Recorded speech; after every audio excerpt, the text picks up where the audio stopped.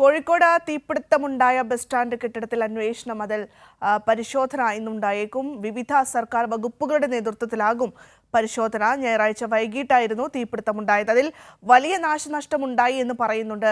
എത്രത്തോളം ഉണ്ടായി എന്നതൊക്കെ നമുക്ക് അടുത്ത മണിക്കൂറുകളിൽ മാത്രമേ അറിയാൻ സാധിക്കുകയുള്ളൂ. അതേസമയം ഈ സംഭവത്തിൽ ചീഫ് സെക്രട്ടറി കോഴിക്കോട് ജില്ലാ കളക്ടറോട് വിശദീകരണം തേടിയിട്ടുണ്ട്.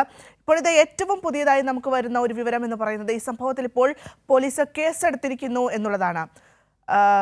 മേഘയുണ്ട് വാർത്തയുടെ വിശദാംശങ്ങൾ നൽകുന്നതിനായി. അതിനു മുൻപ് നമുക്ക് നേരത്തെ മന്ത്രി AK ശശീന്ദ്രന്റെ ഒരു പ്രതികരണം ഉണ്ടായിരുന്നു. അതായത് ഏത് ഭാഗത്തു നിന്നാണ് വീഴ്ചയുണ്ടായത് അവിടെ നടപടി സ്വീകരിക്കും, കർശനമായ നടപടി സ്വീകരിക്കുമെന്ന് AK ശശീന്ദ്രൻ പറഞ്ഞിരുന്നു. നമുക്ക് ആ വാക്കുകളിലേക്ക് പോയതിനു ശേഷം മേഘയിലേക്ക് പോകാം. ഇനി ഇല്ലാതിരിക്കാൻ എന്താണ് ചെയ്യേണ്ടത്, ഇതെങ്ങനെയാണ് ഉണ്ടായത്, ഈ രണ്ട് ചോദ്യങ്ങൾക്ക് നമ്മൾ ഉത്തരം കണ്ടെത്തേണ്ടതായിരുന്നു. അതിനുള്ള പ്രാഥമിക പരിശോധനകൾ ഇന്ന് ഏതാനും മിനിറ്റ് സമയത്തിനകം തന്നെ ആരംഭിക്കും. സർവ്വതല സ്പർശിയായ പരിശോധനകളിലൂടെ വീഴ്ചയുണ്ടെങ്കിൽ വീഴ്ച തിരുത്താനും വീഴ്ചയ്ക്ക് ഇടവരുത്തിയ കാര്യങ്ങളും ഉണ്ടെങ്കിൽ അവരെ പേരിൽ നടപടിയെടുക്കാനും മനഃപൂർവ്വമായ എന്തെങ്കിലും സംഭവിച്ചിട്ടുണ്ടോ എന്നത് മറ്റൊരു തരത്തിലുള്ള പരിശോധനയും എന്ന് പറഞ്ഞാൽ ഞാനത് പറയുന്നില്ല. എല്ലാ തരത്തിലുമുള്ള രഹസ്യ പരസ്യ പരിശോധനകളിലൂടെയായിരിക്കും ഈ വിഷയത്തിൽ സർക്കാർ ഒരു അന്തിമ തീരുമാനമെടുക്കുക. ഒപ്പം തന്നെ ഈ തീപിടുത്തമുണ്ടായ പശ്ചാത്തലത്തിൽ കെട്ടിട പരിപാലന ചട്ടം പാലിച്ചിട്ടുണ്ടോ എന്ന് പരിശോധിക്കുമെന്ന് കോഴിക്കോട് മേയർ ബീന ഫിലിപ്പിന്റെ ഒരു പ്രതികരണം കൂടി ഉണ്ടായിരുന്നു. കെട്ടിടങ്ങളിൽ ഫയർ ഓഡിറ്റ് നടത്തുമെന്നും ഉദ്യോഗസ്ഥ തലത്തിൽ മീറ്റിംഗ് വിളിക്കുമെന്നും ബീന ഫിലിപ്പ് പറഞ്ഞിരുന്നു. ആ ഒരു പ്രതികരണം കൂടി നമുക്കൊന്ന് കേൾക്കാം. പേരുടെ കരിഞ്ഞ ജീവിതത്തിന്റെ മുമ്പിലാണ് നമ്മളിപ്പോൾ നിൽക്കുന്നത്. അതിനകത്തെ ശരിതെറ്റുകൾ ഇതിനെക്കുറിച്ചൊക്കെ ഇനിയും നമുക്ക് അന്വേഷിക്കണം. കൃത്യമായി ഇതിനെക്കുറിച്ച് പോലീസ് തലത്തിലും അതുപോലെ തന്നെ അഗ്നിശമന രംഗത്തു നിന്നും അതുപോലെ ഇലക്ട്രിക്കൽ ഇൻസ്പെക്ടറേറ്റർ ഇവരെല്ലാം വിദഗ്ധമായ പരിശോധന നടത്തിയിട്ടേ കൃത്യമായി ഈ ഒരു കാര്യത്തെക്കുറിച്ച് ഇതിൻ്റെ തുടക്കം എന്താണെന്ന് അറിയാൻ കഴിയും. പറഞ്ഞത് ഉദ്യോഗസ്ഥ തലത്തിൽ ഒരു മീറ്റിംഗ് വിളിച്ചു ചേർത്ത് അവരോട് കൂടി ചോദിച്ചിട്ട് എന്താണ് ഇതിൻ്റെ കാരണമെന്ന് അറിഞ്ഞ ശേഷമേ എനിക്ക് അതിനെക്കുറിച്ച് പ്രതികരിക്കാനായിട്ട്. തീർച്ചയായിട്ടും എല്ലാ കെട്ടിടത്തിലും ഫയർ ഓഡിറ്റിംഗ് ചെയ്യാനുള്ള ഒരു മുന്നറിയിപ്പ് കൂടിയാണ് വാസ്തവത്തിൽ ഇങ്ങനെ ഒരു സംഭവം. ശരി, ഇപ്പോൾ മേഘ ചേരുന്നുണ്ട്. മേഘ, കഴിഞ്ഞ ദിവസം നമുക്കറിയാം ഏകദേശം 5 മണിക്കൂറോളം എടുത്തിട്ടാണ് ഈ തീ നിയന്ത്രണ വിധേയമാക്കുന്നത്. ഇപ്പോൾ ഇതാ ഏറ്റവും പുതിയ വിവരം എന്ന് പറയുന്നത് പോലീസ് കേസെടുത്തിരിക്കുന്നത്. അതായത് ഈ ഫയർ ഒക്കുറൻസ് പ്രകാരം തന്നെയാണോ കേസെടുത്തിരിക്കുന്നത്? എങ്ങനെയാണ് ഇതിന്റെ വിശദാംശങ്ങൾ?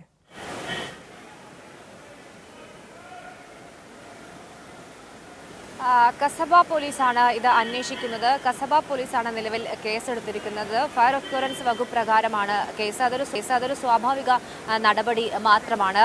ഏതായാലും തീപിടുത്തവുമായി ബന്ധപ്പെട്ട് അല്പസമയത്തിനകം തന്നെ ഈ ഫയർഫോഴ്സ് സംഘം ഇവിടെ പരിശോധന നടത്തും എന്നതാണ് മനസ്സിലാക്കുന്നത്. ഫയർഫോഴ്സ് സംഘത്തിന്റെ പരിശോധന നടത്തിയാൽ മാത്രമേ എങ്ങനെയാണ് തീപിടുത്തം ഉണ്ടായത് എന്ന കൃത്യമായ നിഗമനത്തിലേക്ക് എത്താൻ സാധിക്കുകയുള്ളൂ. കോർപ്പറേഷൻ ഒരു ഭാഗത്ത് അന്വേഷണം നടത്തുന്നു. നേരത്തെ തന്നെ ചീഫ് സെക്രട്ടറി നിർദ്ദേശം നൽകിയിരുന്നു അടിയന്തര റിപ്പോർട്ട് നൽകണം എന്ന് ജില്ലാ കളക്ടറോട്. ഏതായാലും ഈ ഫയർഫോഴ്സ് പരിശോധന റിപ്പോർട്ട് നൽകിയ ശേഷമായിരിക്കും ജില്ലാ കളക്ടർ ചീഫ് സെക്രട്ടറിക്ക് ഇത് വിശദീകരണം നൽകുക എന്നതാണ് മനസ്സിലാക്കുന്നത്. ഏതായാലും ഈ സംഭവവുമായി ബന്ധപ്പെട്ട് സർവ്വതല സ്പർശിയായ പരിശോധന നടക്കും എന്ന് മന്ത്രി AK ശശീന്ദ്രൻ തന്നെ വ്യക്തമാക്കിയിട്ടുണ്ട്. അല്പം മുമ്പ് മന്ത്രി AK ശശീന്ദ്രൻ ഇവിടെ സന്ദർശിച്ചിരുന്നു. മന്ത്രി പറഞ്ഞ പ്രധാനപ്പെട്ട കാര്യം എന്നത് ഏതെങ്കിലും തരത്തിൽ വീഴ്ചയുണ്ടായാൽ, അതായത് രഹസ്യവും പരസ്യവുമായ അന്വേഷണം നടക്കും. സമഗ്രമായ അന്വേഷണം ഈ തീപിടുത്തവുമായി ബന്ധപ്പെട്ട് നടക്കും. അതിനുശേഷം ഏതെങ്കിലും തരത്തിൽ വീഴ്ചയുണ്ടായിട്ടുണ്ടെങ്കിൽ അത് ഉദ്യോഗസ്ഥർക്കെതിരെ വീഴ്ച ഏതെങ്കിലും തരത്തിൽ ഉണ്ടായിട്ടുണ്ടെങ്കിൽ മുഖം നോക്കാതെ തന്നെ ആർക്കെതിരായാലും നടപടി ഉണ്ടാകും എന്നതാണ് മന്ത്രി പറഞ്ഞിരിക്കുന്നത്. അതിനൊപ്പം രാവിലെ തന്നെ 7:30 കോഴിക്കോട് മേയറും ഇവിടെ എത്തിയിരുന്നു. മേയറും പറഞ്ഞ ഏറ്റവും പ്രധാനപ്പെട്ട കാര്യം എന്നത് ഈ സ്റ്റിയറിംഗ് കമ്മിറ്റി യോഗം ഇന്ന് ചേരും. സ്റ്റിയറിംഗ് കമ്മിറ്റി എന്നത് ജനപ്രതിനിധികൾ, ഉദ്യോഗസ്ഥർ ഒക്കെ ഉൾപ്പെടുന്ന കമ്മിറ്റിയാണ്. ഈ സ്റ്റിയറിംഗ് കമ്മിറ്റി യോഗം ചേർന്നുകൊണ്ട് ഇനി ഭാവിയിൽ എന്തൊക്കെ നടപടി സ്വീകരിക്കണം എന്നതുമായി ബന്ധപ്പെട്ട തീരുമാനമെടുക്കും. ഈ തീപിടുത്തമുണ്ടായ കാരണം എന്നത് പ്രധാനമായും ചൂണ്ടിക്കാണിക്കപ്പെടുന്നത് ഈ ഫയർഫോഴ്സ് സംഘത്തിന് പോലും വലിയ വെല്ലുവിളിയായത് തീ അണയ്ക്കാൻ ഈ എല്ലാ ഭാഗങ്ങളും മൂടിക്കെട്ടിക്കൊണ്ടായിരുന്നു ഈ കെട്ടിടം ഉണ്ടായിരുന്നു എന്നതാണ്. 3 നില കെട്ടിടമാണ്. ഇതിൽ 2-ൽ നിന്ന് തീ ഉയർന്നു 3-ാം നിലയിലേക്ക് ആളിക്കത്തി എന്നതാണ് മനസ്സിലാക്കുന്നത്. ഏകദേശം 5 മണിക്കൂർ എന്നത് ഈ ഫയർഫോഴ്സ് സംഘത്തിന് ശ്രമകരമായിരുന്നു തീ അണയ്ക്കുക എന്നത്. കാരണം ഈ എല്ലാ ഭാഗവും കെട്ടി അടയ്ക്കപ്പെട്ട നിലയിലാണ് ഉണ്ടായിരുന്നത്.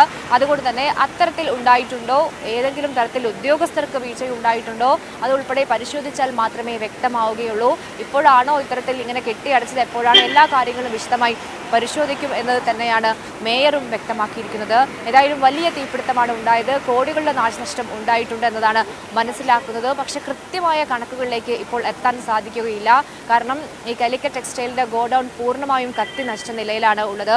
സ്കൂൾ തുറക്കും, അവധിക്കാലം കഴിയുന്ന കാലമാണ്. സ്കൂൾ തുറക്കാൻ വളരെ കുറച്ച് ദിവസങ്ങൾ മാത്രം ബാക്കി നിൽക്കുന്നു. അതുകൊണ്ട് ഗോഡൗണിൽ നിരവധി യൂണിഫോം ഉൾപ്പെടെ നിരവധി വസ്ത്രങ്ങൾ ഉൾപ്പെടെ ഉണ്ടായിരുന്നു എന്നതാണ് ഈ കട ഉടമ പോലും വ്യക്തമാക്കുന്നത്. അതുകൊണ്ട് വലിയ നാശനഷ്ടം ഉണ്ടായിട്ടുണ്ട്. നമുക്ക് ഈ ഇവിടെ പരിശോധിക്കുമ്പോൾ മനസ്സിലാക്കുന്ന ഒരു കാര്യം എന്നത്, അതായത് താഴത്തെ നിലയിൽ ഈ ഒന്നാം നിലയിൽ വലിയ തീപിടുത്തമുണ്ടായി, അത് മുകളിലേക്ക് ഉയർന്നു. പക്ഷേ ഈ ഏറ്റവും ഗ്രൗണ്ട് ഫ്ലോറിൽ ഒരു കടകൾക്കും കേടുപാടുകൾ സംഭവിച്ചിട്ടില്ല. അതായത് സ്റ്റാൻഡിൻ്റെ ഭാഗത്ത് ഒരു കടകൾക്കും കേടുപാടുകൾ സംഭവിച്ചിട്ടില്ല.